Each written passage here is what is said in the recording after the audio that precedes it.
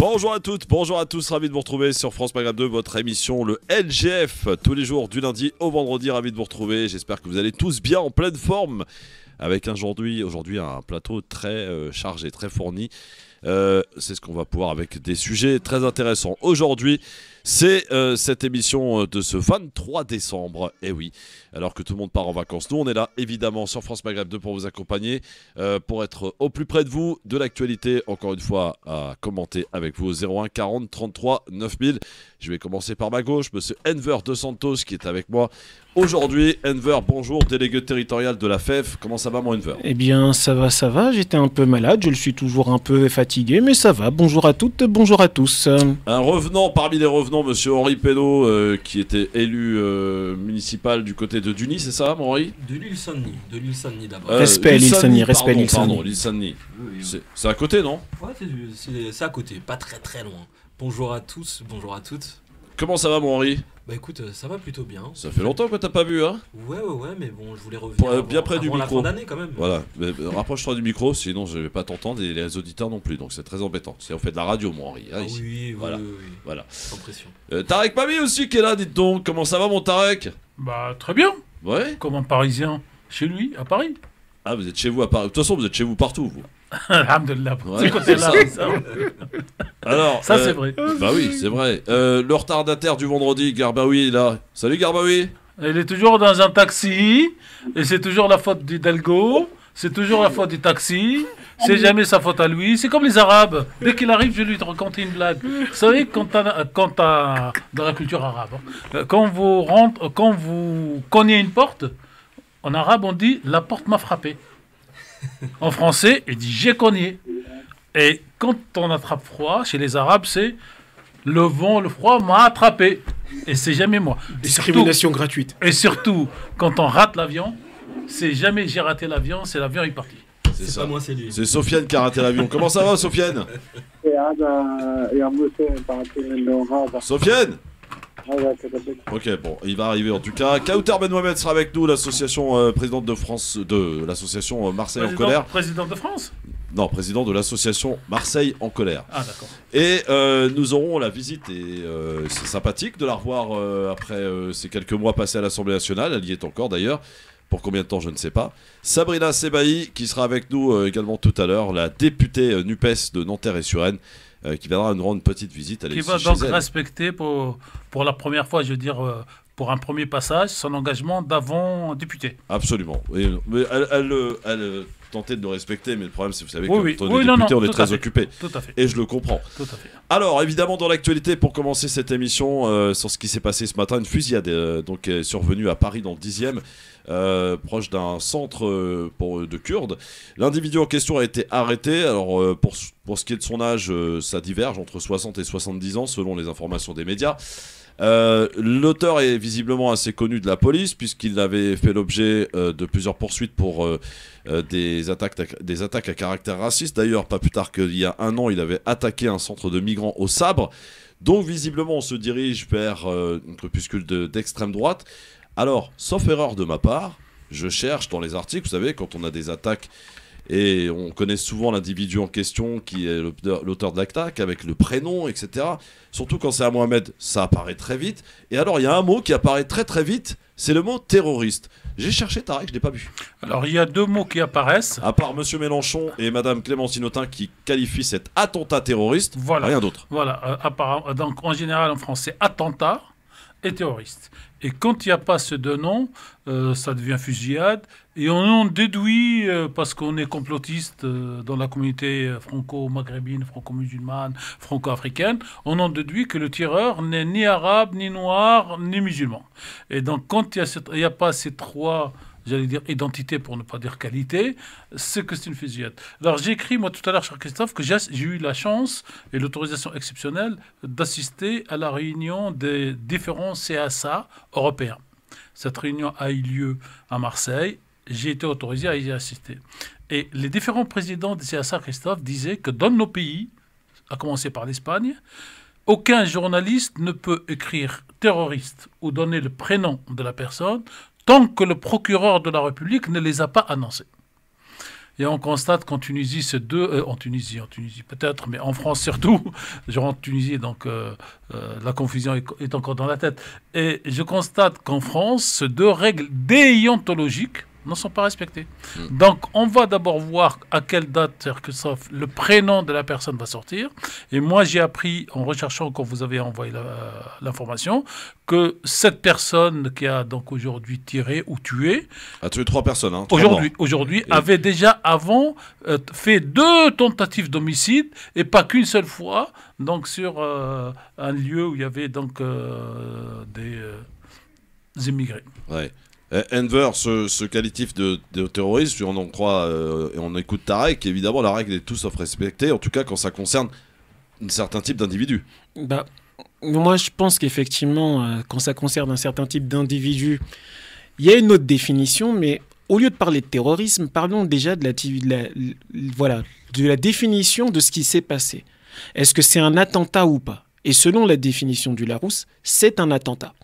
Ensuite, la qualification, terroriste ou pas, ça, c'est encore autre chose. Terroriste, mais déjà, ça veut dire mettre de la terreur. Voilà, c'est ça. Et donc, l'attentat, c'est en pleine rue, c'est de la terreur. Hein. C'est quelqu'un qui attente à la vie d'autrui dans le but, justement, de lui nuire, mais également ayant pour cible, avec un concept politique, c'est un attentat. Et en plus, là, dans ce concept-là, d'avoir... après, donc, il y a une enquête en cours, mais le fait d'avoir potentiellement tué quelqu'un parce qu'il était de couleur, de nationalité ou d'ethnie différente et autres, ça reste justement un attentat, une attentat à la vie de personne dans un but ciblé, mais en plus terroriste dans la mesure où c'était...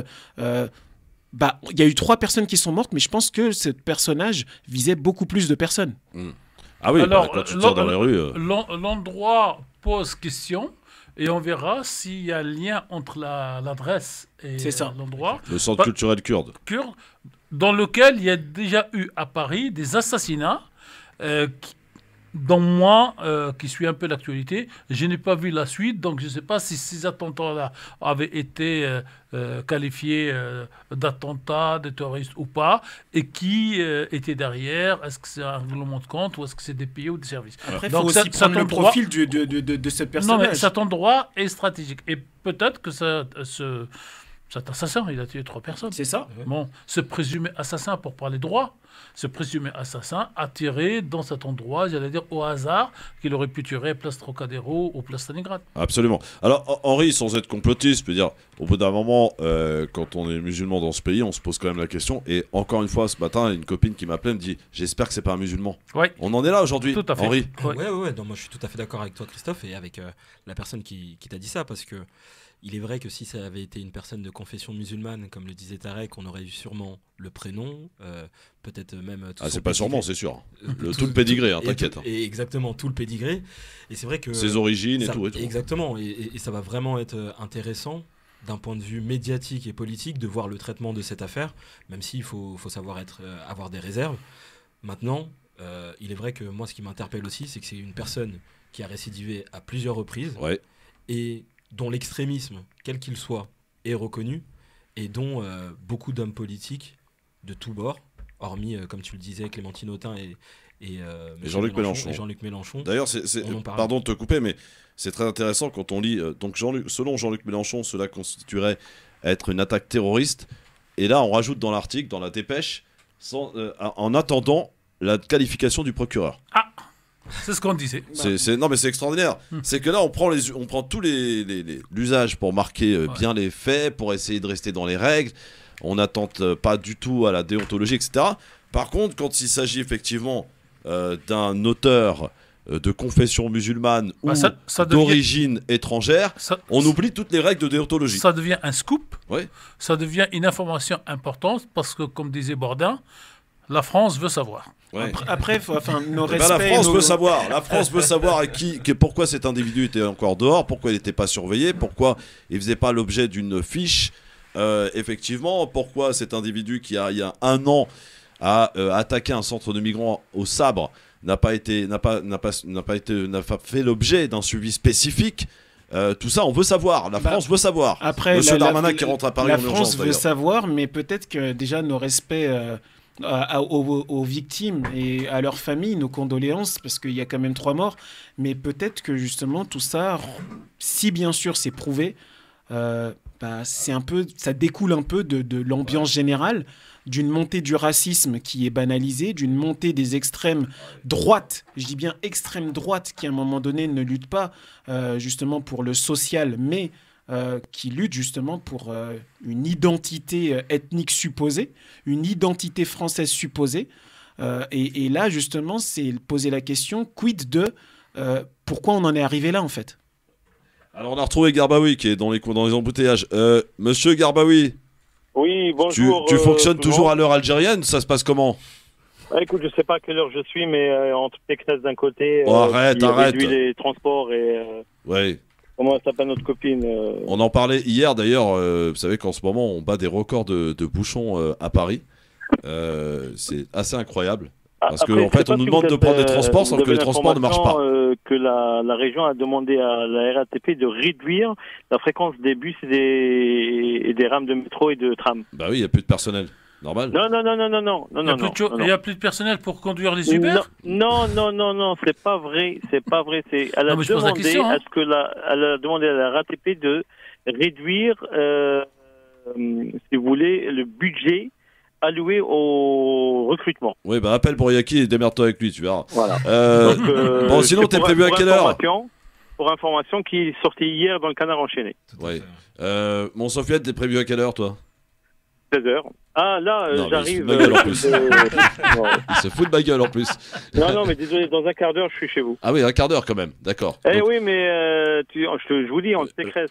Sofiane, prenez un café, arrivez à 17h, comme ça vous ferez la deuxième heure. Vous savez ce qu'on va faire? À partir du 1er janvier, on va dire que l'émission commence à 15h30. Ça te va, Sofiane? Moi, ça me va, parce que comme ça, Hidalgo, si elle met des bouchons, ça sera à 15h30. Bon, alors on parle évidemment de ce qui s'est passé ce matin dans le 10e arrondissement, cette fusillade survenue à proximité du centre culturel kurde. Le bilan s'est alourdi, on en est à 3 morts et plusieurs blessés, dont un blessé grave en état d'urgence absolue. Fusillade en plein Paris, je veux dire. Donc Darmanin rentre effectivement en urgence, le ministre de l'Intérieur. Et il semblerait que là, on en parlait il y a quelques instants avec Tarek, Henri et Enver qui sont déjà en plateau et à l'heure, on prend toutes les précautions d'usage pour le coup, chose qu'on ne prend pas, Sofiane, lorsqu'il s'agit de quelqu'un qui pourrait éventuellement s'appeler Mohamed, qui serait d'origine tunisienne, le tireur bien sûr. Là, on ne prend pas de précautions, on annonce le prénom, on annonce son pédigré et on parle immédiatement d'attentat terroriste. Là, excusez-moi, mais sauf erreur de ma part, il me semble que j'étais à l'école il y a un petit peu de temps, mais bon, je m'en souviens un peu. Le caractère terroriste, il y est, même si effectivement le procureur n'a pas encore défini ou n'a pas encore qualifié. Le procureur a été sur place à 14h. Oui, bah qu'est-ce qu'il attend? Et il annonce. Ça va très vite d'habitude, Tarek. Et il annonce 3 décédés. Ouais. Pas 3 morts, 3 décédés, c'est beau ça. Ah oui. Et une personne en état d'urgence. Et que la personne a été arrêtée, que l'enquête est en cours. D'accord. Mais alors, juste et on n'a pas d'informations ni sur le tueur. Une petite information. En général, c'est pas les procureurs qui annoncent l'origine des criminels. Hein. C'est plutôt les syndicats de police qui s'amusent à, je dirais, induire les gens en erreur, parce que ce qu'ils font d'habitude. Et hier et même aujourd'hui, il y a eu le secrétaire général du syndicat des commissaires de police qui a eu un discours, mais je me demande, quand on est à ce niveau de responsabilité, comment on peut avoir un discours en France en 2022 de cet acabit, et je ne comprends pas que des gens comme cela puissent encore se permettre de se dire gardiens de la légalité républicaine. Bon, Sofiane, vous compléterez quand vous serez sur place, là, parce que nous, on est là. Il y a donc un verre qui n'a pas encore commenté. Hein, donc, on vous attend. Je suis en route, mais je reste avec vous le temps que j'arrive. Vous nous entendrez comme moi j'ai fait depuis lundi après-midi, où j'ai entendu tout le monde. L'émission où il y avait Janté et Haki et Karim. Était une très belle émission. Moi, je veux juste compléter, parce que j'aime beaucoup notre langue française, je voudrais compléter en donnant la définition de terrorisme par le dictionnaire Larousse. non masculin, ensemble d'actes de violence, entre parenthèses, attentats, prise d'otages, etc., commis par une organisation ou un individu pour créer un climat d'insécurité, pour exercer un chantage sur un gouvernement, pour satisfaire une haine à l'égard d'une communauté, d'un pays, d'un système. On est en plein dedans. J'espère que l'enquête fera ce qui est nécessaire, mais j'espère surtout qu'après enquête, nos responsables utiliseront les mots qu'il faut pour défendre les Français et pas défendre une partie des Français. Très bien, on y revient dans un instant avec vos appels si vous le souhaitez au 01 40 33 9000. On est véritablement dans le 2 poids 2 mesures pour le coup, ce qui évidemment ne justifie en rien, je veux dire l'horreur. Dans tous les cas, elle y est. Il y a des morts, quel que soit le tireur. Mais nous, on s'interroge aujourd'hui sur la réaction médiatico-politique. Voilà, qui est très intéressante à observer. Alors, pour faire simple, pour BFM, c'est fusillade. Voilà, pour fusillade. Alors, vous savez qu'en langue française, ça veut dire quoi, fusillade? C'est généralement un tir croisé. Ah oui. Je vous tire dessus, vous me tirez dessus, c'est une fusillade. Mais si moi, je tire tout seul, il y a un autre mot, mais c'est pas une fusillade. Reste avec nous sur France Maghreb 2, c'est le LGEP jusqu'à 18h. Enver de Santos, Henri Pémo, Tarek Pami, Sofiane Garbaoui et dans sa voiture, Kauter Ben Mohamed qui vient de Marseille, elle a dû se tromper de chemin. A tout de suite. Où son train est annulé. Restez avec nous, le Grand Forum revient dans un instant sur France Maghreb 2. Le Grand Forum. Le LGF sur France Maghreb 2 avec Enver de Santos, délégué territorial de la FEV, avec Tarek Pami, journaliste, avec Henri Pémo, élu dans l'opposition du côté de l'île Saint-Denis. C'est bon Henri, je l'ai bon là. Parfait, très bien. Avec Sofiane Garbaoui dans son Uber et Kauter Ben Mohamed dans son Uber également. Donc on a deux Uber qui arrivent. Donc s'il vous plaît, messieurs le Uber, faites vite. Alors évidemment, pour un dernier mot là-dessus, qu'est-ce qu'il faut attendre évidemment de ce qui s'est passé ce matin, évidemment en espérant que les blessés se rétablissent très vite. Il y en a un et il est en état d'urgence. Voilà. Et il n'y en a pas d'autres apparemment. Et condoléances évidemment aux familles qui ont perdu des proches ce matin. Donc 3, ça s'est passé donc ce matin en pleine rue visiblement. Alors c'était assez confus les infos parce qu'on nous a dit au départ que les tirs étaient intervenus à l'intérieur du centre culturel, alors que en fait non, c'était en pleine rue, à proximité de ce centre culturel kurde. Pour situer un petit peu, pour ceux qui ne connaissent pas forcément Paris, c'est quand même proche des grands boulevards, à côté du Grand Rex, donc c'est un quartier populaire, un quartier fréquenté. Fréquenté. Voilà. C'est rue Dunkerque pour être exact. Ce n'est pas un quartier administratif, c'est un quartier plutôt commerçant, marchand. Il y a un grand marché à côté, c'est pas très loin de Barbès non plus de l'autre côté, c'est pas très loin de la gare de l'Est, le gare du Nord.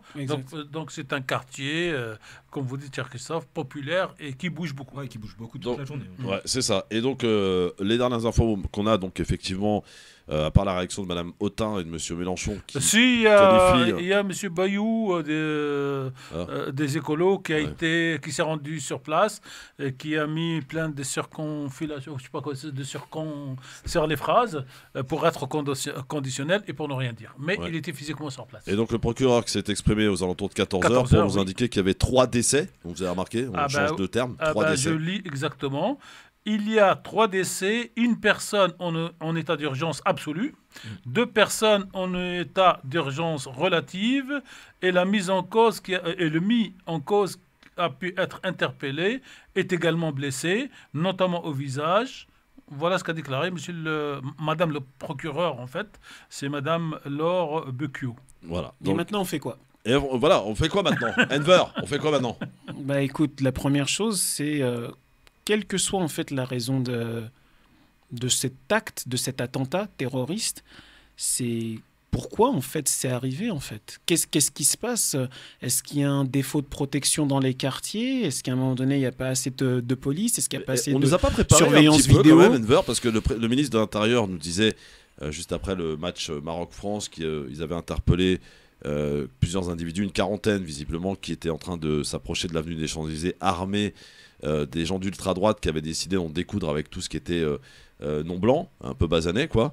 On nous a pas préparé finalement à ce qu'on est en train de vivre aujourd'hui. Il y a des attentats d'ultra-droite. On nous a préparé justement à des attentats d'ultra-droite si éventuellement il s'agit là encore d'un attentat d'ultra-droite. L'enquête le dira, mais...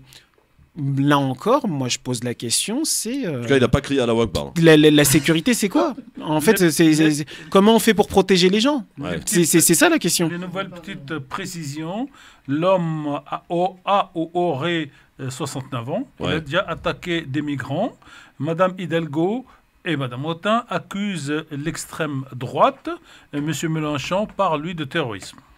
C'est du terrorisme d'ultra-droite. Donc maintenant, si effectivement c'est prouvé, à un moment donné, c'est pourquoi on ne met pas les mêmes moyens à hauteur pour combattre ce genre de choses? Pourquoi on laisse comme par les choses hasard, puller? Madame Le Pen qui demande expressément la dissolution de tous les groupes extrémistes, y compris d'ultra-droite. Il y a 2 jours à peine. Ça ne s'invente pas, je vous jure.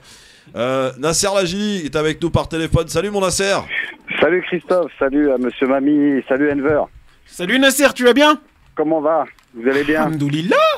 Bon, tant mieux. Et vendredi, Et toi? Moi déjà, j'appelais pour transmettre les condoléances à la famille des victimes, parce que ça reste pour moi un acte terroriste, même si on peut dire ce qu'on veut. Mais moi, ce qui me gêne le plus dans cette affaire, là, je viens d'écouter Darmanin juste avant d'appeler, qu'il expliquait qu'ils allaient faire tout le nécessaire pour protéger les lieux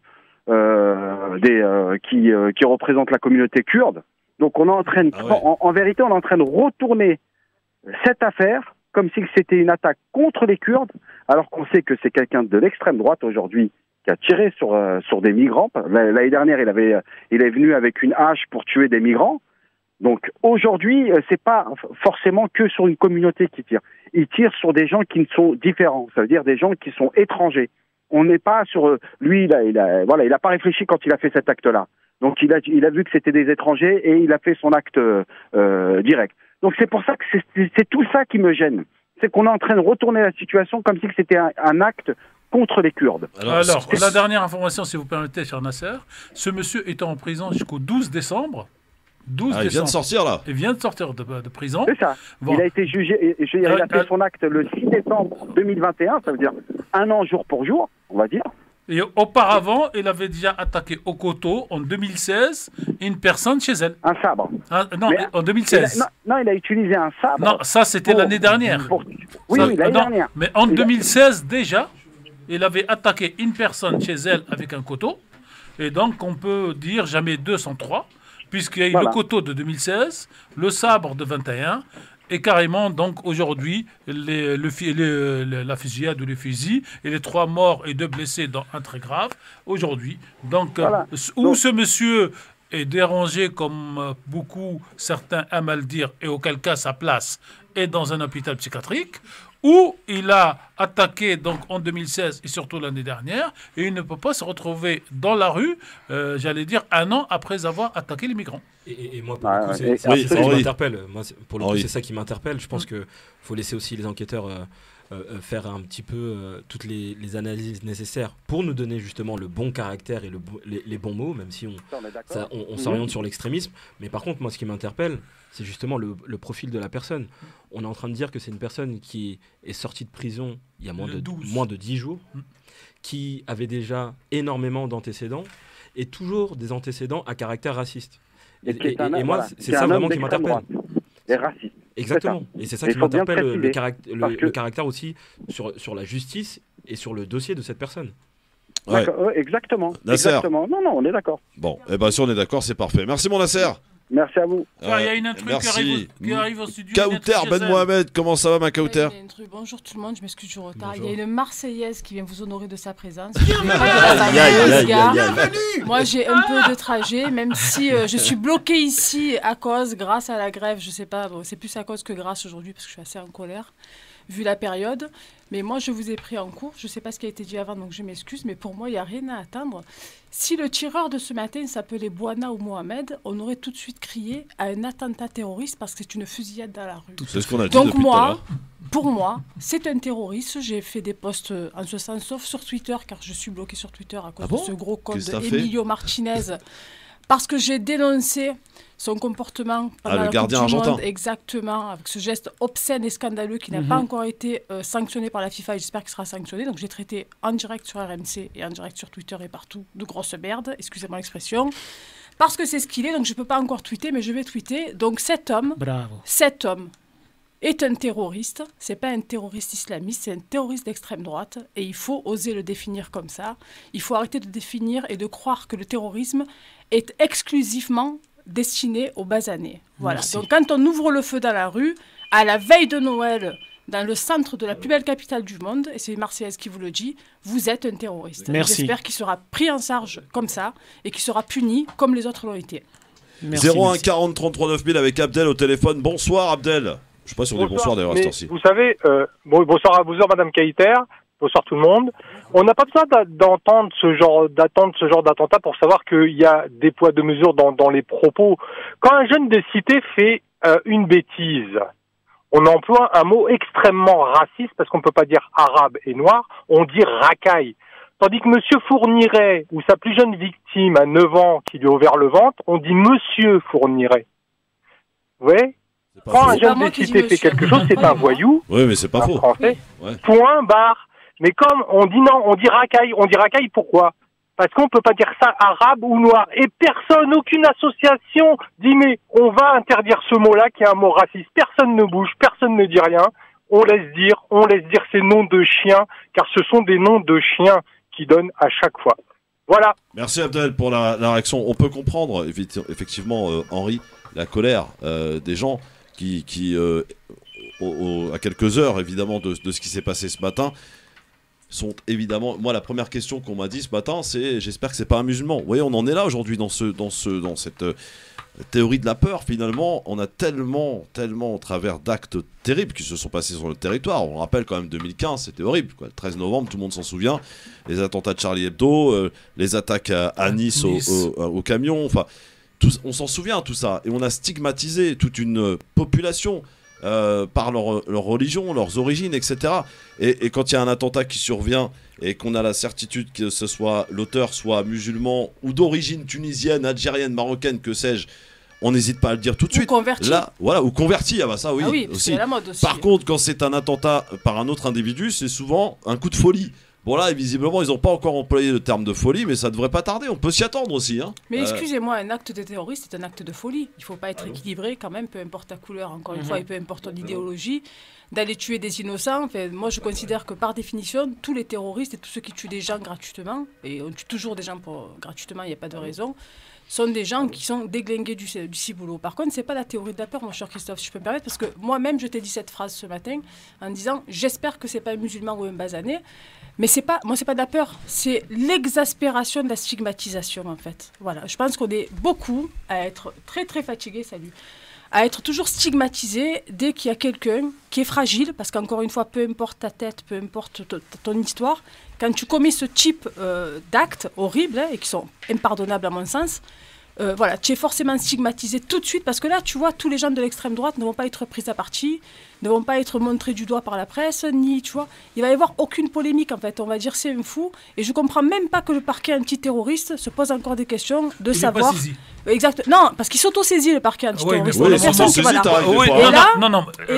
précision horaire, pour le moment, il n'est pas autosaisi. Pour le moment, on est encore au procureur de la République. Donc si j'avais terminé, tu aurais entendu. Je ne comprends pas qu'on laisse cet homme interrogé par la crime, tout simplement. Hein, parce qu'encore une fois, si cet homme aurait l'apparence d'un de nous dans ce studio, ou même si c'était une femme, le parquet se serait immédiatement autosaisi. Donc, si tu veux, c'est ce qu'il a dit l'auditeur juste avant. Excusez-moi, après je vous laisserai. Voilà, j'ai un peu de retard, donc je rattrape mon retard. Ah ouais. Alors on paie le retard. Hein. Un rattrapage marseillais. C'est Hidalgo en fait. Je ne suis pas responsable des transports en commun à Paris. Hidalgo et Pécresse, tu vois le combo de choc que vous avez. Mon Dieu, que vous êtes trop courageux. Ceci étant dit. Il est absolument pas acceptable. Aujourd'hui, nous avons des médias comme les vôtres. Il y a certaines personnes comme moi qui ont accès à des médias mainstream. Il est absolument... Si ces gens nous définissent de racailles, et je m'inclus dedans parce que moi je viens de bidonville, c'est encore pire que les cités. Si les gens nous définissent de racailles, c'est parce que nos aînés n'ont pas eu le courage de nous définir comme ce que nous sommes, l'identité de la France aujourd'hui. Et donc, si tu veux, il ne faut pas accepter qu'on nous définisse comme ça, et il faut que nous-mêmes, nous imposions à l'horizon, que ce soit à l'horizon politique ou à l'horizon médiatique mainstream, de nous considérer, c'est ce que j'ai dit au général de Villiers sur le plateau des GG la semaine dernière, c'est-à-dire qu'il dit oui, il faut dire aux jeunes des cités, qu'ils doivent être fiers d'appartenir à la France parce que nous avons accueilli leurs grands-parents et leurs parents de manière positive. Et je dis non, monsieur mon général. Je lui ai dit, monsieur le général, il faut dire à ces jeunes pour appartenir à ce pays qu'ils sont fiers d'appartenir à ce pays. La vérité, à savoir que leurs parents et leurs grands-parents ont libéré du nazisme eux aussi ce pays et qui l'ont reconstruit. Et que si nous vivons libres aujourd'hui, c'est grâce à nos parents et à nos grands-parents, c'est-à-dire les enfants de l'immigration postcoloniale. Allez, alors, d'accord, surtout, sauf sur le mot « nos aînés nous ont pas ». Nos aînés, non, on va s'asseoir de ce côté-là. Nos aînés nous ont donné les moyens qu'ils avaient de nous éduquer, de nous envoyer à l'école. Et donc, ils nous ont donné des moyens. C'est à nous aujourd'hui donc, de prendre la suite pour définir ce que nous avons à définir. Nos aînés ont été beaucoup plus respectables que beaucoup d'entre nous, parce que nos aînés, eux, ont fait le job. Ils ont libéré la France, comme vous le dites très bien. Ils ont travaillé pour reconstruire la France, comme vous le dites très bien. Ils ont fait des enfants pour lesquels ils se sont sacrifiés. Et donc, ces aînés, pour moi, ils restent sur le piédestal de la République. Bien entendu, sauf que si ces aînés n'ont pas été traités par la France comme nous sommes traités par la France aujourd'hui, c'est parce que la France avait besoin de cette main-d'œuvre dont elle n'a plus besoin aujourd'hui. Et qu'elle était considérée comme une main-d'œuvre et que nos aînés savaient, et la France savait à l'époque, qu'il n'était pas l'identité nationale. Mais nous devons savoir être conscients et transmettre à nos jeunes et à nos enfants que nous sommes aussi l'identité de ce pays. Dans un instant, on est de retour avec Karim Demès qui nous attend au 01 40 33 9000. Tiens, voilà encore un usager de Hidalgo et de Pécresse qui vient d'arriver, Garbaoui. Restez avec nous sur France Maghreb 2 dans le LGF avant que nous parlions de la grève. Ah, ça y est, l'accord a été trouvé, mais pas de train à Noël. Le LGF sur France Maghreb 2 avec un plateau qui est complet désormais, avec Enver De Santos qui est délégué territorial de la FEV, avec monsieur Henri Pémo qui est élu dans l'opposition à l'île Saint-Denis, avec Tarek Bami, journaliste, avec Kauter Ben Mohamed, présidente de l'association Marseille en colère, et Sofiane Garbaoui qui vient d'arriver, qui est directeur d'agence de presse allemande, journaliste aussi. À 16h perdues. Ça va, mon Sofiane?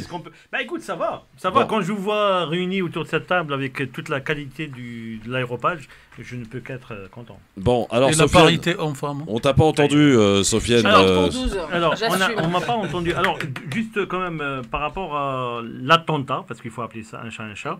Voilà, l'attentat qui a eu lieu aujourd'hui à Paris n'a pas visé le centre culturel kurde en particulier, mais un centre de coiffure qui était à côté, un restaurant.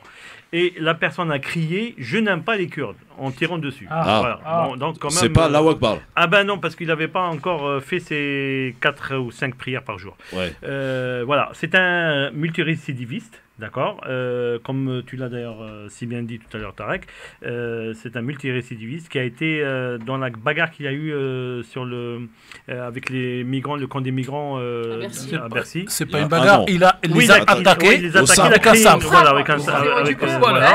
et il en avait blessé 2. Alors là, les gens sont en train, les autorités sont en train d'expliquer que c'est quelqu'un dérangé mental, etc. Ah bah voilà. Mais c'est normal. C'est normal. Dérangé mental, sa place c'est l'hôpital. Non, mais dérangé mental, c'est normal. Il est blanc, il a un nom à consonance européenne, donc il peut qu'être dérangé mental pour faire ce genre d'acte. C'est pas dans ses gènes. Non, mais un terroriste, réellement, il a ça dans les gènes. Tu prends un Bazané ou un Bougnoul, bah ça, oui, ça peut faire un bon terroriste. Mais un Jean-Pierre, tu vois, un terroriste, ça rime pas trop. Donc c'est un malade mental, c'est différent. D'accord. Ouais. Sauf que le mec, il a été arrêté plusieurs fois pour apologie du nazisme, alors on appelle l'ultra-droite. Alors je ne sais pas qu'est-ce que c'est l'ultra-droite, je connais l'extrême droite. L'ultra-droite, il sort de prison il y a à peine. Non, mais c'est encore une pratique pour diminuer, dédiaboliser. L'ultra-droite, vous comprenez? L'ultra-gauche, l'ultra-droite, c'est pareil. Non, c'est pas pareil, d'abord. Et il n'y a pas d'ultra-droite, il y a une extrême droite dans ce pays. On a libéré la parole à un certain monsieur qui avait dit on libère la parole parce que c'est pas normal qu'on puisse pas... Vous savez, la liberté d'expression, les droits de l'homme, etc. Eh bien, ça fait ça. Ça fait que un raciste, si on ne le nomme pas et on le désigne clairement ce qu'il est, une Marine Le Pen, c'est une raciste. c'est une fasciste. C'est qu'elle peut t'attaquer en diffamation pour ça. Elle peut m'attaquer si elle veut, c'est gratuit l'attaque. Mais moi je suis libre d'exprimer mes opinions. C'est Sofiane Garbaoui, moi je m'en fous, je balance. Non mais je suis libre d'exprimer mes opinions ou pas. Alors c'est la liberté d'expression d'un côté ou mais pourquoi pas. c'est une insulte raciste? Oui, c'est une insulte pour le Rassemblement National. Tu sais, depuis qu'ils ont changé de nom, ça définit ils essaient de faire une belle. Voilà. Oui, ça définit un Madame Le Pen, Madame Le Pen, contrairement à M. Zemmour, n'a jamais été condamnée. Oui. Sur ce mot raciste. Monsieur Zemmour l'a été. Oui, mais donc c'est pour ça qu'elle est en droit. Non, mais moi j'exprime une idée. Alors maintenant, excusez-moi. Non, mais c'est pas ça. Ça termine, mais rapide parce qu'il y a du monde là. Il y a une définition du racisme qui j'allais dire, sanctionnée, entre guillemets, par une décision de justice. Donc la décision de justice n'est pas tombée. Oui, parce qu'on l'a, parce que tout simplement. Non, attendez. Oui, il a raison. Il a raison. Non, on va arrêter. Zemmour a été condamné pour racisme. Zemmour a été attaqué, il a été condamné parce qu'on l'a attaqué en justice. Oui. Ça s'arrête là. Oui. Donc il ne faut pas dire parce qu'il a été condamné que c'est un raciste. C'est-à-dire que les gens qui sont racistes sont condamnés, ils ne le sont pas. Bah oui, mais tant qu'ils ne sont pas condamnés. Au niveau du droit, ils sont innocents. Je vous ferai remarquer que le délit, le racisme est un délit. L'opinion elle-même n'est pas un délit. Qui doit être constaté par une décision de justice. Mais non, là vous parlez de la règle juridique. Oui, bah oui. Oui, mais sauf que le délit d'opinion n'existe pas en France. Qui constate le délit? Comment ça, qui constate le délit? La justice. Non, la justice, elle tranche. Oui, elle constate. Non, elle constate pas, elle tranche. Oui, mais d'accord, le constat n'est pas fait par la justice. Bref, on va avancer. La justice tranche. Alors, vu que nous ne sommes pas à la cour d'appel de Paris, ni à la cour tout ça court, saurait. Oui, mais bon, même si on est déjà très tranchant et sur ce plateau et ailleurs, c'est important ce que tu dis, mais c'est pas ça qui est... C'est important et c'est pas important à la fois. Ce qui est important, c'est qu'en fait, notre pays doit, et on ne laissera plus faire, définir tous les criminels et punir tous les criminels de la même manière, peu importe leur motivation. Que ce soit une motivation raciste, que ce soit une... Ça éviterait qu'on ait ce genre de débat d'ailleurs. Exactement, voilà. c'est ce que je veux dire. Et ça là, si tu veux, si on doit interpeller quelqu'un aujourd'hui, c'est pas Darmanin, c'est Dupond-Moretti, sur comment sont définis ce type de criminels, comment ils sont pris en charge et comment ils sont condamnés et mis hors d'état de nuire pour pas renuire d'eux-mêmes. Parce que je rappelle que ce monsieur a commis un acte terroriste au sabre en plein cœur de Paris dans le 12e il y a 1 an et qu'aujourd'hui il a récidivé. Et ce qui est important, c'est de le mettre hors d'état de nuire pour la sécurité des habitants de notre pays et en particulier de cette ville. Alors, ça, madame, juste une question de journaliste et de juriste par ailleurs. Nous n'avons pas entre les mains la décision qui a condamné ce monsieur, et on va la trouver. Moi, ce week-end, j'ai travaillé dessus pour savoir si son acte de l'année dernière a été qualifié d'acte terroriste. Je ne pense pas. Il n'est pas sorti au moins d'un an. Non, mais voilà. Donc, notre problème... il sort de prison il y a à peine 15 jours. Le 12. Notre problème, si vous voulez, c'est entre la définition qu'on pourrait dire juridique avant application, éthique, morale et sociétale, racisme, et on sent et on comprend que c'est du racisme, mais que nous sommes dans un pays qui considère que tant qu'il n'y a pas eu de condamnation de justice sur le terme donc, ou terroriste ou raciste, le citoyen peut faire ses tweets, mais ça s'arrête là. Donc je te rappelle, Tarek, ce que je viens de dire à notre chère Sofiane, c'est que moi je ne suis pas dans une cour, je ne suis pas juge, je ne suis pas habilitée en tant que citoyenne de ce pays, pour ma sécurité, je souhaite que chaque personne qui prend une arme ou un sabre et fonce dans la foule soit pris en charge et condamné. Et mis en état de nuire. Voilà, mis en état de nuire comme un terroriste tout court. Et peu importe sa motivation, elle ne m'intéresse pas limite. Tu vois ce que je veux dire? Moi, ce qui m'intéresse, c'est que mon fils... Moi, tu vois, j'ai un peu les boules, non, parce que ma copine Salwa Lakrafi, qui nous écoute, qui est coach, travaille à 25 mètres d'où a eu lieu l'attentat ce matin. Et je devais prendre le petit déjeuner avec elle et j'ai été bloquée à la maison, parce que vu que je suis bloquée à Paris, je suis chez une copine, parce que le technicien Free venait à 11h. C'est pas sérieux. Autrement, j'aurais été avec mon fils, en fait. Et j'espère qu'on n'aurait pas été victime, mais on aurait assisté à ça en direct. Il a 12 ans. Nous, on a été traumatisés par le Bataclan. Bien sûr, on s'est rassemblés. On est venus tous les ans allumer des bougies. Je prenais le train à mes frères. Parce que moi, ça m'a traumatisé. C'est ignoble, enfin, alors, tu vois. Bougez pas, ma chère Kauter. Voilà. Et vous tous, dans un instant, on va évidemment, parce qu'on va pas non plus passer l'émission là-dessus, il n'y a pas grand-chose d'autre à rajouter. On va attendre maintenant ce qui va se passer. De la grève, ça y est, on a trouvé un accord à la SNCF. Sauf que pour ce week-end, il va falloir galérer. En fait, il va falloir attendre tout le week-end prochain. Tout rentre en cause en raison de la semaine prochaine. C'est qui je vais à Noël? La grève.